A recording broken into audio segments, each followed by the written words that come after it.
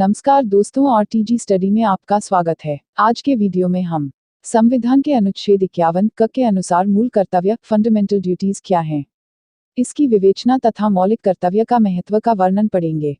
तो फिर करते हैं हम अपना आज का वीडियो चालू। मूल कर्तव्य फंडामेंटल ड्यूटीज, एक परिचय। भारतीय संविधान के अनुसार भारत के प्रत्येक व्यक्ति के मूल कर्तव्य क्या हैं? भारतीय संविधान के अनुसार भारत के प्रत्येक व्यक्ति के मूल कर्तव्य पार्ट 4A को संविधान के 42 संशोधन में सम्मिलित किया गया है। 42वें संविधान संशोधन का ऑब्जेक्ट्स और उसके रीजन ने एक नए चैप्टर का निर्माण किया। भारतीय संविधान में ऐसा कोई प्रावधान नहीं है जो कि नागरिकों के मूल कर्तव्य को परिभाषित करती है। 29 मई 1978 को संवैधानिक सुधारों पर विचार करने के लिए सरदार स्वर्ण सिंह समिति गठित की गई। निदेशक तत्वों जो कि भाग ऋण 4 के बाद मूल कर्तव्य शीर्षक से एक नया भाग ऋण 4 क जोड़ा गया। हालांकि पहले स्वर्ण सिंह समिति ने अपनी संपत्ति में 8 मौलिक कर्तव्यों का सुझाव दिया, पर बाद में स्वर्ण सिंह समिति की अनुशंसाओं के आधार पर 42वें संविधान संशोधन अधिनियम 1976 द्वारा अनुच्छेद 51 क संविधान में जोड़ा गया तथा संविधान में 10 मौलिक कर्तव्य को शामिल किया गया। आइए जानते हैं मूल कर्तव्य कौन कौन से हैं। Article 51A। आर्टिकल 51A के अनुसार प्रत्येक नागरिक के मूल कर्तव्य इस प्रकार हैं। भारतीय संविधान के अनुसार चले और उनकी रक्षा करे। स्वतंत्रता के लिए किए गए आंदोलन को प्रेरित करने वाले आदर्शों का पालन करे। भारत की प्रभुता, एकता और अखंडता की रक्षा करे और उसे कायम रखे। देश की रक्षा करे तथा देश की रक्षा हेतु बुलाए जाने पर देश सेवा करे। भारत के सभी लोगों के बीच समरसता और भाईचारे की भावना जागृत करे जो धर्म, भाषा, वर्ग, प्रदेश पर आधारित भेदभाव न करती हो तथा ऐसी प्रथाओं का त्याग करे जो स्त्री का आदर न करती हो। हमारी भारतीय परंपराओं, संस्कृति का सम्मान करे और उसको संभाल कर रखे। प्राकृतिक पर्यावरण के अंतर्गत वन, झील, नदी तथा वन्य जीव आदि आते हैं, उनकी रक्षा करे और उसका संवर्धन करे और प्राणियों के प्रति दयाभाव रखे। भारतीय संपत्ति जो कि पब्लिक संपत्ति है उसकी देखरेख करे, उसको संभाल कर रखे। व्यक्तिगत एवं सामूहिक गतिविधियों के सभी क्षेत्रों में उत्कर्ष की भावना रखे और राष्ट्र के निरंतर विकास के लिए प्रयत्न करे और उपलब्धि प्राप्त करे। जो भी माता पिता या संरक्षक है अपने 6 वर्ष से 14 वर्ष तक की आयु वाले अपने बच्चों को यथास्थिति प्रतिपाल्य के लिए शिक्षा के अवसर प्रदान करे। इस पर आधारित एक केस लॉ इस प्रकार हैं। D Vyas vs Ghaziabad development authority एन 1993। इस केस लॉ के अनुसार प्राकृतिक संसाधनों की रक्षा करे, पब्लिक पार्क आदि की सुरक्षा करे, खाली जगह पर पेड़ पौधे लगाए, बंजर भूमि को उपजाऊ बनाए। URBANPLANNINGANTDEVELOVMENTAUTHORITY द्वारा पार्क का सुंदरीकरण न करना भी मूल कर्तव्य के विरुद्ध है।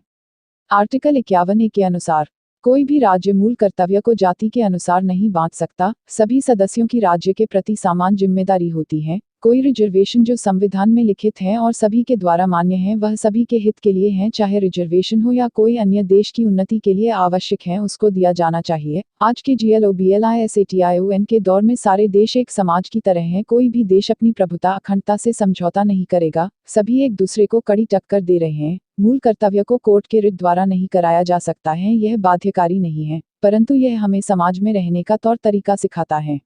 भारतीय संविधान में मूल कर्तव्य का महत्व। भारतीय संविधान के मूल कर्तव्य नागरिकों को अच्छे विचार लाने और उसको सुरक्षित रखने में सहायता करते हैं तथा भारत की प्रभुता, एकता और अखंडता बनाए रखने में सहायता करते हैं। अन्य देशों में भी मूल कर्तव्य को लेकर कोई लिखित परिभाषा उपलब्ध नहीं है। यह मानवता है जो नागरिकों को उनका कर्तव्य याद दिलाती है। ऐसा ही एक देश संयुक्त राज्य अमेरिका है जो सबसे अच्छा उदाहरण माना जा सकता है। अमेरिका द्वारा अमेरिकी नागरिकों को एक दस्तावेज जारी किया जाता है जिसमें सभी नागरिकों के कर्तव्यों का विवरण दिया होता है। सभी नागरिकों का यह कर्तव्य है कि वह अपने देश के राष्ट्रीय भावना को समझे और उनका अनुपालन करे, जिससे देश की एकता, अखंडता और प्रभुता को चोट न पहुंचे। ENFORCEMENTOFFUNDAMENTALDUTIESINTHECONSTITUTION। जहां एक तरफ भारतीय संविधान नागरिकों को कुछ अधिकार प्रदान करते हैं, वहीं राज्य सरकार को भी शक्ति प्रदान करते हैं कि इसका दुरुपयोग होने पर इसको रोका जा सके। ये अधिकार नागरिकों को तभी प्रदान किए जा सकते हैं जब वह अपने कर्तव्य का अच्छे से पालन करे, और इसके लिए राज्य सरकार जरूरी कानून बना सकती है और उसमें संशोधन कर सकते हैं, जैसे कि PREVENTIONOFINSULTTONATIONALHONOURSACT 1971 के अनुसार कोई भी जब राज्य अपने देश का अपमान करता है तो वह सजा का हकदार है। इससे संबंधित पार्लियामेंट को यह अधिकार दिया गया है कि वह इसके लिए रूल बनाए तथा लोगों को उनके कर्तव्य के बारे में उन्हें जागरूक करे। BIJIOEMMANNUELVSSTATEOFKERELA के अनुसार सुप्रीम कोर्ट ने यह कहा कि सभी छात्रों को राष्ट्रगान का सम्मान करना चाहिए तथा राष्ट्रगान के सम्मान में सभी को खड़े होकर शांति से राष्ट्रगान गाना चाहिए। अगर कोई राष्ट्रगान में सम्मिलित नहीं होता है तो यह राष्ट्र का अपमान होगा।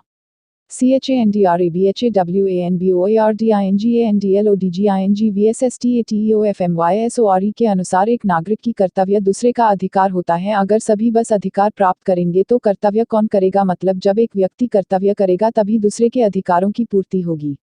CMEHTAVSUNIONOFINDIAAIR 1988। इस केस में कोर्ट ने कहा है कि यह सेंट्रल गवर्नमेंट की ड्यूटी है कि हफ्ते में एक बार 1 या 2 घंटे कम से कम सभी संस्थानों, स्कूल में पर्यावरण की शिक्षा दी जानी चाहिए। पर्यावरण के सुधार एवं रखरखाव के बारे में देश को जागृत करना चाहिए। सेंट्रल गवर्नमेंट को पर्यावरण की किताबें लिखानी चाहिए और संस्थानों में इसका मुफ्त वितरण करना चाहिए। कोर्ट ने कहा कि गवर्नमेंट को मूल कर्तव्यों की रक्षा हेतु नियम बनाने चाहिए और उसका पालन कराने की व्यवस्था होनी चाहिए।